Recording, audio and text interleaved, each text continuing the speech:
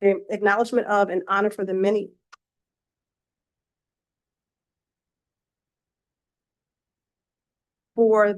legacies that have impacted our community, particularly those buried over time. Acknowledging truth is critical to building mutual respect and connection across barriers, heritage, and difference. Cheltenham Township stands within the Lenape-Hoking, the ancestral homeland of the Lenape civilization. Their people were and still are caretakers of this land and its rivers, and their legacy continues. We pay respect to the elders, past and present. Our community owes its existence and vitality to generations from around the world who contributed to their hopes and dreams and energy to making the history that led to this moment. Some were brought here against their will. Some were drawn to leave their distant homes in the hope of a better life, and some have lived on this land for more generations than can be counted. Please take a moment to consider the many legacies of violence, displacement, migration, and settlement that bring us together. As a school district committed to fostering intellectual curiosity and discourse in the service of social justice, join us in uncovering such truths. Now, Ms. Harding will do the roll call. Ms. Blitzstein, She's not here today. Mr. Burdell Williams, Present. Mr. Epps, Present. Ms. Henry, Present. Ms. Lohman, Present. Ms. Mulhern, Present. Ms. Murphy, Ms. Murphy is not present tonight. Mr. Schultz, Mr. Schultz is not present tonight. and Dr. Whiting. Present. Thank you. That concludes the roll call. Thank you, Ms. Harding.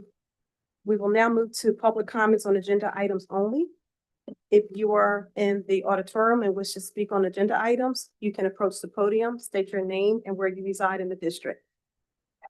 It's only on, is it on agenda topics?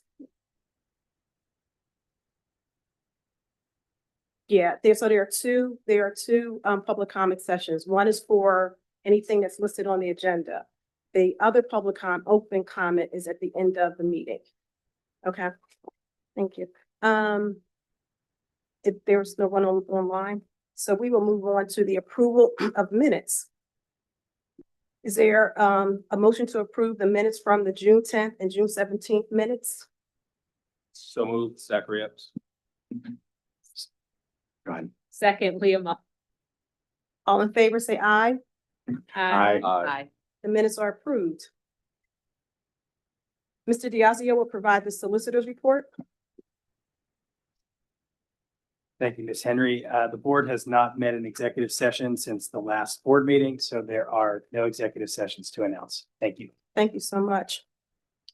Dr. Scriven will provide his superintendent's report. Good evening and welcome back to our August legislative meeting and our kickoff for the 2025-2026 school year. Before I get into presenting my report, I do have to take a point of privilege for a quick acknowledgement. So please indulge. I would ask Ms. Harding to meet me up at the podium, please.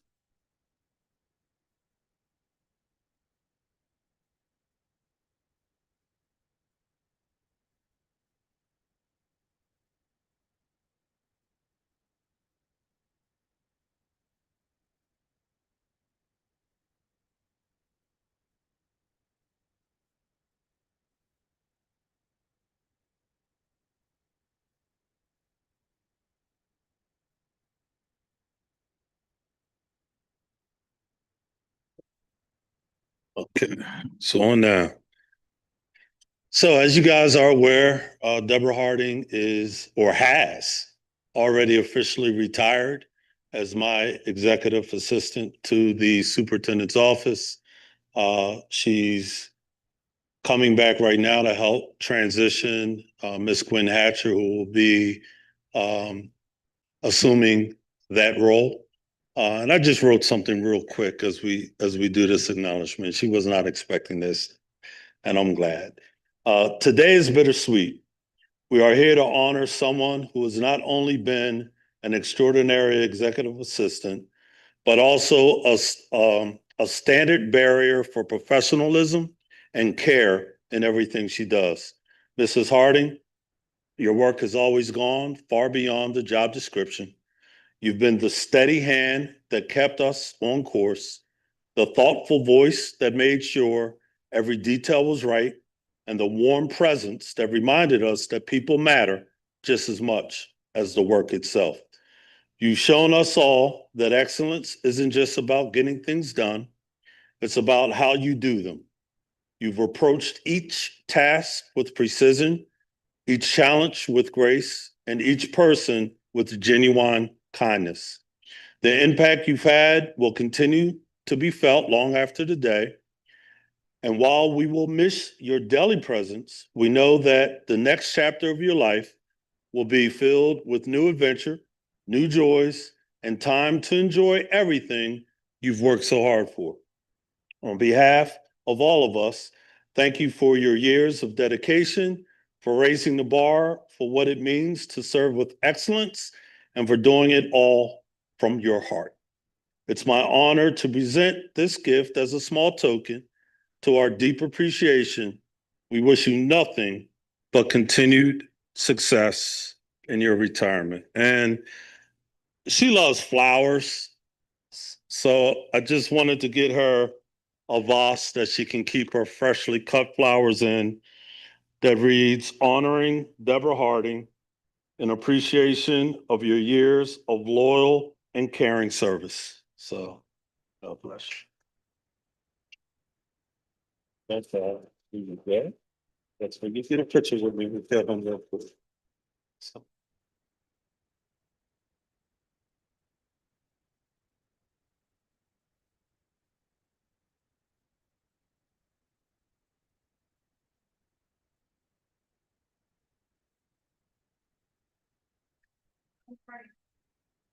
So you stay right there so the board can.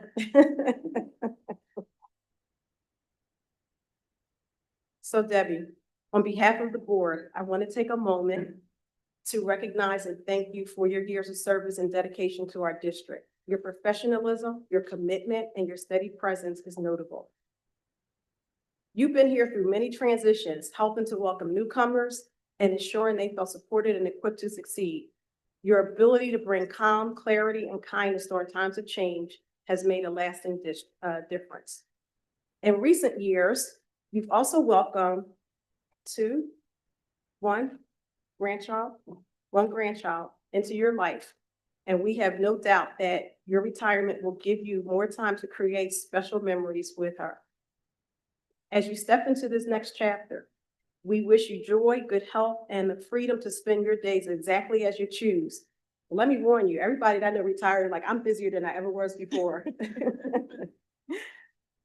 May your retirement bring you adventures, time with loved ones, and the satisfaction of knowing your work here has made a lasting impact.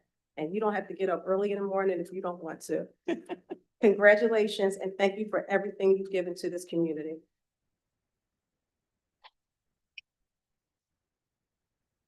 I'll just say, just very briefly, thank you all.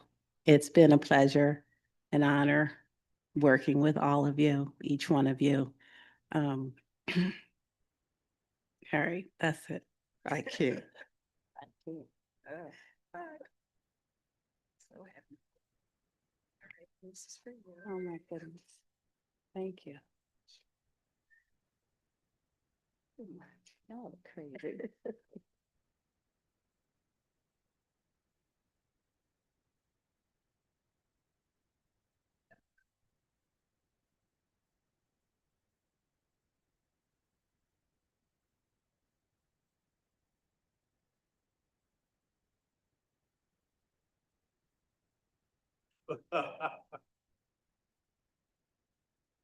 You're welcome.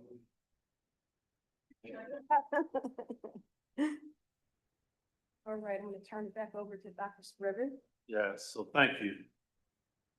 So as we get ready to start the 25-26 school year, this is an opportunity for us always to do a reset, especially with respect to our continuous improvement process. And I wanted to take an opportunity just really to talk about our priority focus of making sure that all of our arrows are aligned and pointing in the right direction. And since I started back in November of 2021, I've been talking about the importance of breaking silos and being very intentional around systemic structures that will move the entire district. So when you reference the slide, this is more than a metaphor, which is what it says. This is so essential that we have everyone with clear, explicit expectations of what the work looks like, and that we're consistent in doing that work. You can go to the next slide. So when we talk about alignment maximizes impact, I'm going to use the analogy today when me and Dr. Savage, and I'm laughing because it's just very interesting. So I always use the term trust but verify. And we were walking through a building, I will not say the building, and going into storage closets, and people wouldn't understand that this is actually what the superintendent and the assistant sup does to make sure that the buildings are where they need to be. But when we were finding resources, curriculum, and different materials, we can tell that they were lightly used. I'm just going to be professional from that standpoint, which is a clear indicator for us that we, as a central office, have to do a better job of monitoring what we expect, right? Because it's a clear indicator that resources that should have been used consistently across the district, that was not happening. We pride ourselves on equity, right? So we have to make sure that our instructional implementation is consistent across all schools. And you guys, when you come out on Monday, will see our presentation where we really give a deep dive into what the initiatives and the work is going to look like this year. We are not about dysfunction or chaos, and that's why I've been slow to move the direction that we are, but I feel we have built the capacity of our principals and that they are truly ready to lead this work. Next slide, please. And I just alluded to this, that consistency reduces confusion. Everyone will have a clear understanding of what our expectations are as an administrative team. And each principal in every building will be delivering the same aligned message. And we will be holding folks accountable for making sure that that is happening and being transferred to the classroom level. So ultimately it can be transferred to our students. Next slide, please. Systemic change requires coherence. That's why we're moving this direction. It makes no sense that best practices are happening in isolation. So we are systemically coming up with an approach to norm our best practices and make sure that there's a clear understanding of what those instructional best practices should look like in every classroom, by grade, in every building. I'm excited that we're finally at the point where we can move in this direction. Next slide, please. It's been evident that we are doing a better job articulating and communicating what our instructional goals and priorities look like, and that started with the strategic plan. We are very consistent with making sure that our mission and vision is always being elevated, because when you look at our mission and vision, it truly is the core of what we say we represent and what we do. And I think just the consistency in messaging, and that messaging being transferred into actionable next steps is really building trust, where you have to understand, we have a very astute faculty and staff.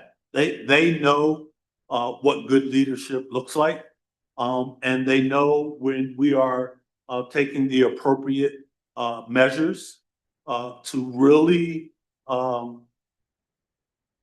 put our money where our mouth is. And we've been doing this through these high quality instructional materials.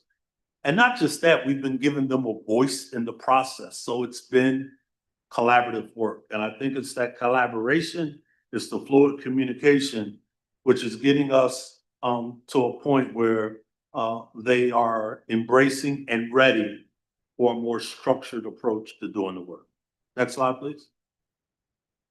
Accelerated learning through common practices, that's what we're talking about. So when we're talking about moving through the scope and sequence of any curriculum, when we're talking about common assessments, when we're talking about teacher syllabi, there should be consistency in what that looks like. When we talk about our professional learning communities, or what a team meeting looks like, or an agenda, there should be some common practices that are evident regardless of what building that we're in. And that is going to be what we have a laser focus on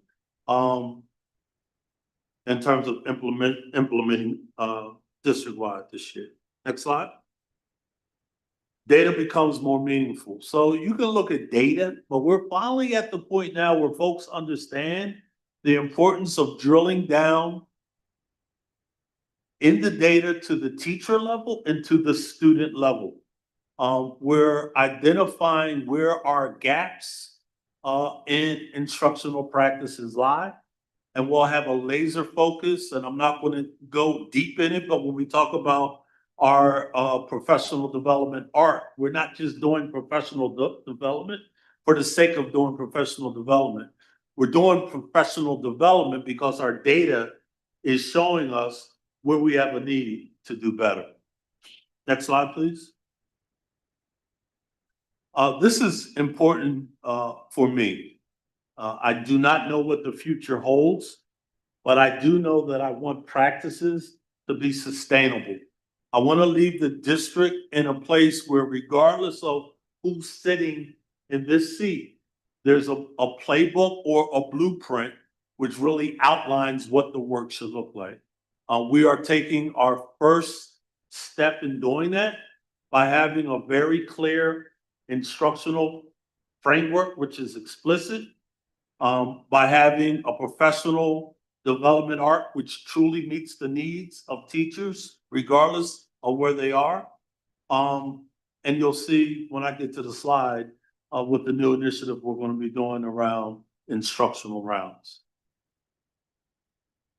I will read this one little part here. When all arrows point in the same direction, the school system moves from isolated acts of improvement to collective transformation. Every policy, program, and practice reinforces the other, creating a self-reinforcing cycle of growth. Without this alignment, even the best intentioned efforts can stall, fragment, or fail. And we're going to be doing this in 3 modes. I alluded to the instructional framework. And when you look at that, when we talk about the foundational aspect of this, it just boils down to this. All students can and will learn. Equity for us will be a non-negotiable. Alignment and coherence is going to occur across the district. And that continuous improvement through a plan, do, study, act model is what's going to drive us, where we will be responsive to what our data shows us, and we will be nimble enough to make the appropriate adjustments or changes based on what we're saying through whether it's a short cycle assessment, whether it's summative, whether it's a formative. We're going to be triangulating all data and making sure that we're having those robust conversations needed to make the change in the delivery of what we're doing. That PDR, and Doc Savage will get into this full staff on Monday. It's a professional development action reflection cycle, and she's planned this out with her team year long. Our teachers, our principals will have a year-long snapshot of what the PD is going to look like. So it's aligned, it's connected to what our priorities are as it relates to our teaching and learning pillar under our strategic plan. And the last slide is around our instructional rounds. She spoke a little earlier about the Danielson clusters. We are not reinventing the wheel. We have a research-based best practice that's out there, and we are aligning our instructional pedagogy to what those best practices look like and what many districts are already using, right? So I'm excited about the work. The work is not going to be done in isolation. It's going to be extremely collaborative, and we're looking at building capacity district-wide.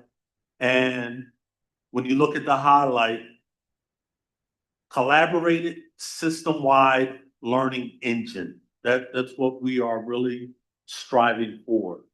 We want to be a fluid, responsive organization that meets the need of all of our children, regardless of where they are. So look forward. I hope you guys can adjust your schedules to be there on Monday. It's going to be powerful. And I think as a board, you definitely will appreciate the direction that we're moving. And Madam Chair, that brings closure to my report. Thank you. Thank you, Dr. Scriven. We will move to our committee reports, and I will provide the committee report for financial affairs. On Tuesday, August 5th, there was a brief financial affairs meeting covering the state and federal funding update. The federal government released $230 million for PA schools funding titles 2, 3, and 4. This equates to $175,000 for Cheltenham School District. On the state side, the budget has not yet been approved. However, Cheltenham School District continues to remain in a healthy financial position. There are 2 items on the consent agenda for approval. One is the food service bid, and the second is the high school roof replacement. Our next meeting will be held on Tuesday, September 9th. It will be hybrid here in the administration building and via Zoom. And that concludes my reports. All right, so next we will go to Educational Affairs, Dr. Whiting. Thank you, Madam President. The Ed Affairs Committee met on June 17th, 2025 at 7 p.m. in a hybrid format in the administrative building and via Zoom. The meeting included presentations by 9 members of the administrative team, providing an update on the district's strategic pillars. This will be a brief overview of what happened at that meeting. There is much more information available in the recording that is on our website. Ms. Gurman and Dr. Savage presented on Portrait of a Graduate, including the competencies that go beyond academic work that district feels are important for students to be successful. Next steps in that work, including receiving more feedback from families, communities, and students to inform that work. Dr. Riley and Ms. Collins presented on new K-12 curriculum in ELA and math and high-quality instruction materials in K-12 science and 6-12 math, the use of screeners and digital tools across the district, the coming implementation of high-quality instructional materials across other curricular areas, and the implementation of new science steals standards. Ms. Keene presented on social, emotional, and mental health, including the implementation of an MTSS system, a multi-tiered system of supports, to support students across schools, and a renewed focus on removing barriers to student engagement through identifying and targeting social, emotional, and mental health supports across our schools.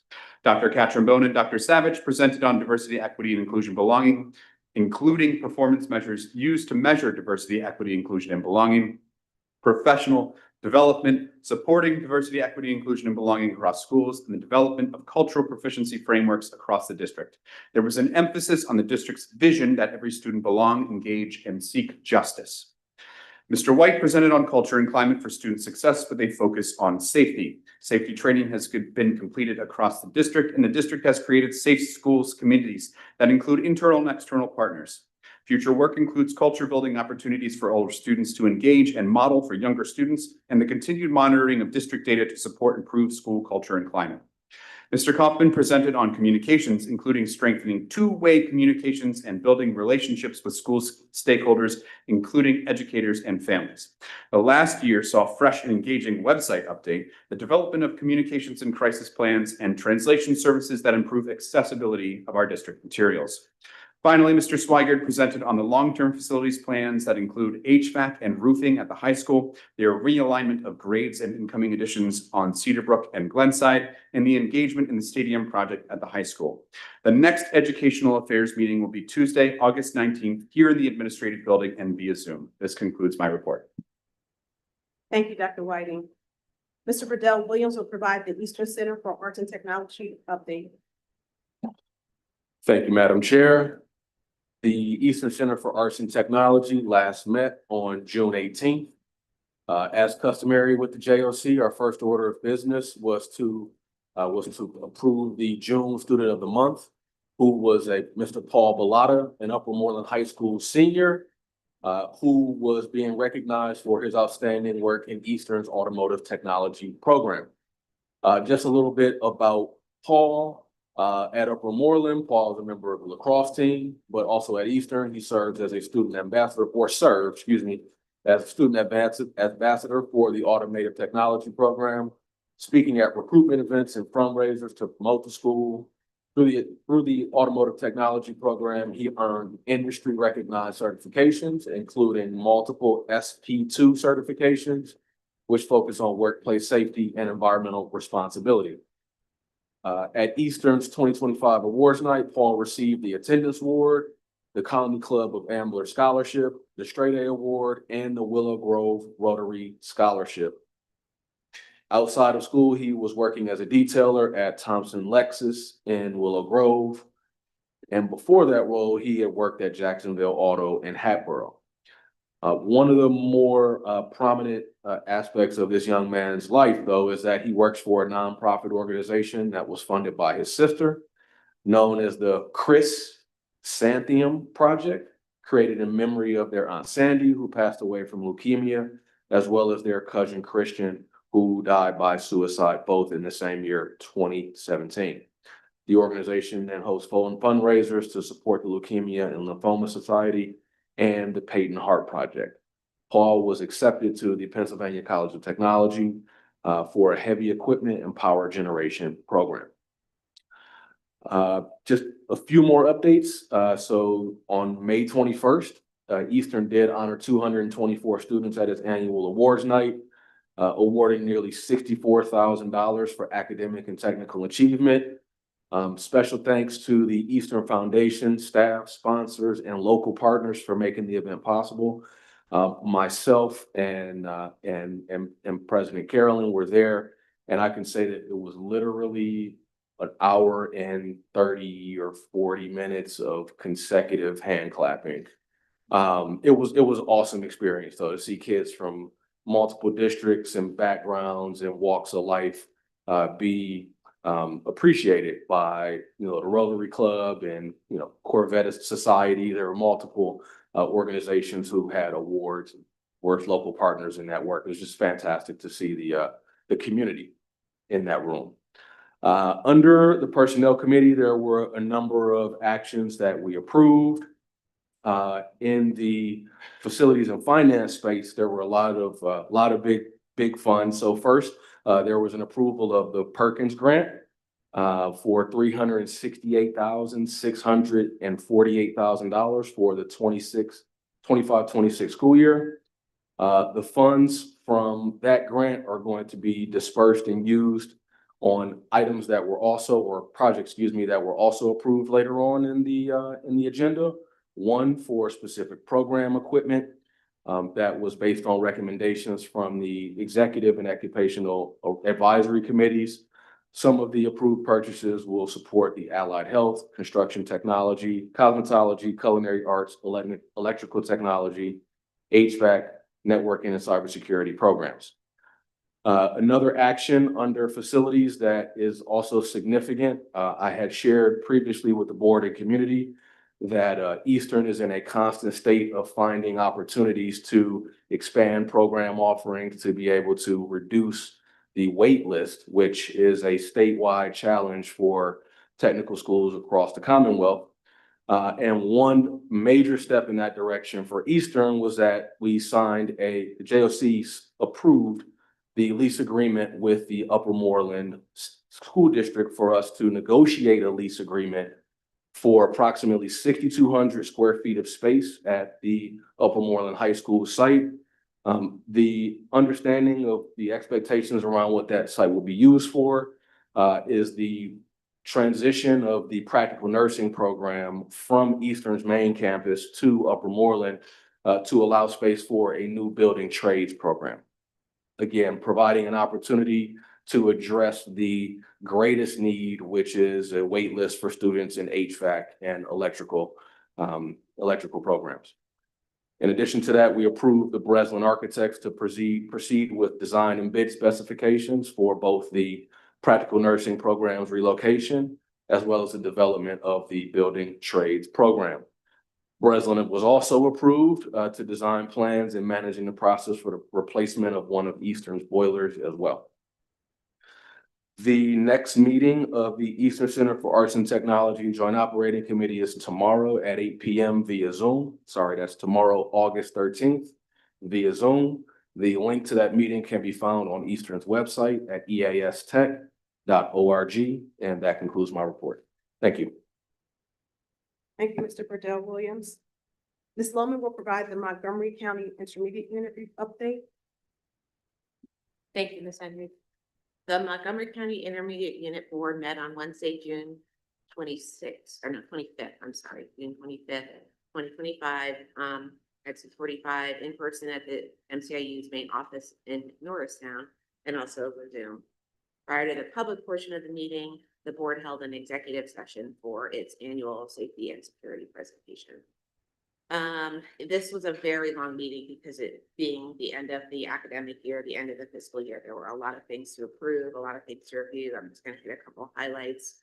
At this meeting, 7 current MCIU board members returned for the 2025-26 school year, and 1 new member joined the board.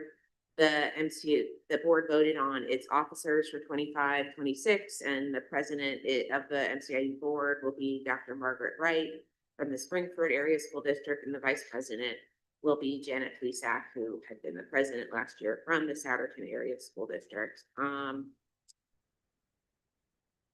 The sort of highlight of that meeting, which I have sent to the board members just prior to this meeting, was the release of the MCIU budget book, as it's called, or budget overview for the fiscal year 2025-26. The Office of Business Services has compiled that book, which is about 110 pages long. And it details the MCIU's revenue sources and how that revenue is spent. And also has some charts and some basic information about the IU. The MCIU currently employs 848 people and has a budget of nearly $200 million. It's about $198 million right now. So it's quite a large operation. The budget book is full of lots of interesting information. I highlighted a couple for the board members, one of which is some of the student services that the IU provides, and then also just kind of generally where the money that we provide to the IU every year goes and what the IU does with their member services fees. So, but if you look at, have a few minutes and have a chance to skim through that, please let me know if you have any questions. I'm happy to pass them on to the IU as well. It is interesting to see from, little tiny babies almost to, kids who are 21 and everything in between, all the supports and services that the MCIU provides. A couple of other highlights, the board approved the 25-26 salary structures presented by Human Resources for 3 groups, which were the administrative, confidential, technical coordinator, and support staff salary range chart, the early learning group salary chart, which includes the Head Start program staff and the pre-K counts program staff, and then the classroom support professionals group salary chart. So those were approved by the board. The other thing that the board approved were MOUs with 4 districts to participate in the Project Aware grant, which is the federal mental health grant that the IU had received a couple of years ago that we were one of the sort of inaugural districts to participate in. So every year more districts have been joining participation in that grant. We also approved 11 intergovernmental agreements for shared services and some subcontract agreements for the access program for 4 districts. There were a lot of other professional development, workshop, administrative retreats, monthly development consultation, lots of other sources of revenue that the board approved during that meeting. And that was also the final meeting for Dr. Landis. If anyone knows Dr. Landis, he has retired from the NCIU, and Sandy Evans stepped into his position. So, that is my report, and the next NCIU board meeting will be held on Wednesday, August 27th, 2025 at 6:45 in person at the IU's main office in Norristown and also over. Thank you, Ms. Lohman. Ms. Mulhern will provide the facilities update. Thank you, Ms. Henry. The Facilities Committee met last Tuesday, August 5th at 7 p.m. in a hybrid format. After approving the June minutes, we had a brief presentation from Mr. Squager, our Director of Business Services. We received several updates, including on the roofing project at the high school, which is on track to be completed for students' return, and the stadium project, which is somewhat behind due to delays in initial permitting mostly. Major work, including significant excavation, retaining wall construction, footing work for the gatehouse continues with a goal of gameplay in October.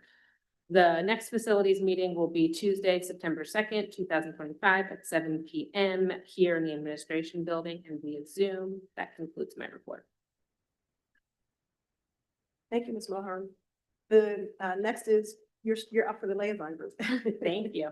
The liaison group met on Monday, June 16th at 8 a.m. via Zoom with members of the school district and the Cheltenham Township present. Items discussed include real estate tax assessments, tax increases, school district building projects and grade reconfigurations, Juneteenth celebrations, Curtis Arboretum meadow installation, Easton Road Bridge schedule, Parks and Recreation updates and summer programs, ICE protocols, land development updates, parking and traffic flow at elementary schools. And our next meeting has not been scheduled yet. That concludes my report. Thank you, Ms. Mulhern. Next will be policy with provided by Mr. Epps, followed by the legislative meeting update. Thank you, Madam Chair. The policy committee has not met since the last legislative meeting. So for those interested, we will meet August 26th, 2025, just 2 weeks from today. And there are 2 repeat first read policies on tonight's agenda that we won't take any formal action on. And again, August 26th, anyone who wants to come out, meet us here or on Zoom. Next, the legislative committee also has not met. We'll meet again in October. But I thought it was quite timely. We met tonight.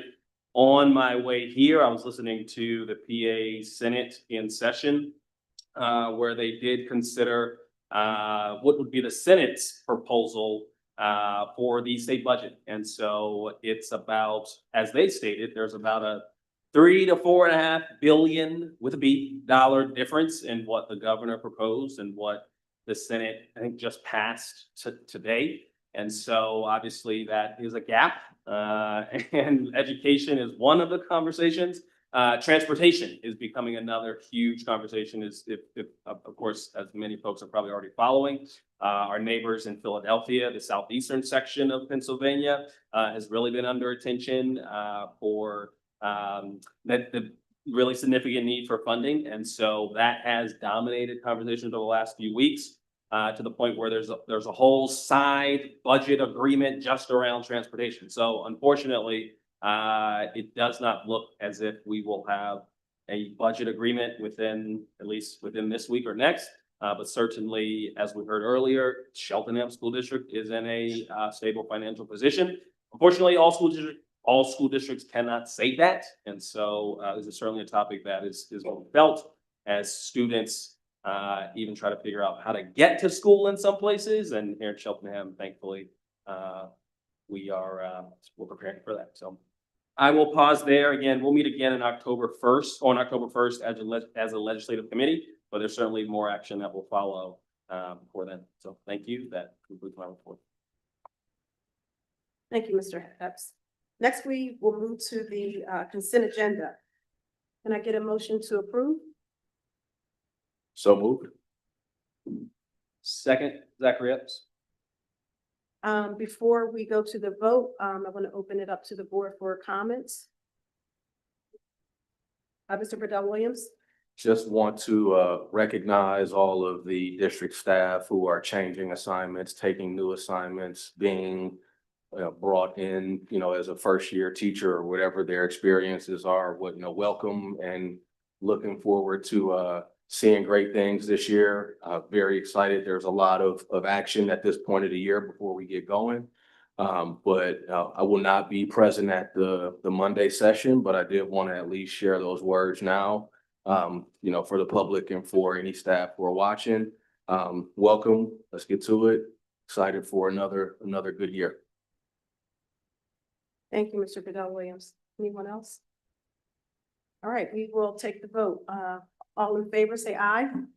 Aye. Aye. Aye. Any opposed, say nay. The consent agenda is approved. Okay, so now we are at the public comments on non-agenda items. If you are in the audience and have a comment or question, you can approach the podium, announce your name and where you reside in the district.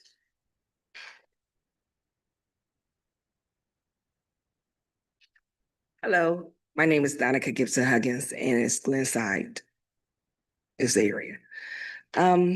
We came here in May for the previous board meeting, and Dr. Savage approached us, and we thought that it would be handled by now, the situation that we were trying to get resolved. Unfortunately, there has been no movement. There has been one conversation that has been had with Julie and Miss Savage, or Dr. Savage, excuse me. And now we're asking that can we talk with the superintendent now, since nothing has moved forward with what our concerns are. And I apologize for trying to get up the first time. That's what happened when we came back in May. So I wanted that we went the first time. So I want to apologize for that. And so, Hi, my name is Julie Reed. Excuse me, as before when I approached you, sir, Superintendent, I approached you with the situation that had happened in your school district upon me, in which you need to address me as opposed to the way I'm being addressed with your school system. I've given Ms. Savage all the documents that I need. Apparently you yourself need to get a report from me so that we can see where the situation occurs, what happened and what's going on, because I can't go further without your help at this point in time. At the end of the day, I would love to get the situation resolved probably as quickly as I can, but unfortunately, it's your end that's kind of holding me up, and I'm here again to say again, can we come to some type of meeting, or can we have some type of meeting to resolve this? Because I would like to get it resolved. And I don't know if you know what I'm talking about, but I would like to have a meeting with you so you can understand what I'm saying and why I'm here in your school district meeting again, if you don't mind, sir. So I will get a meeting scheduled.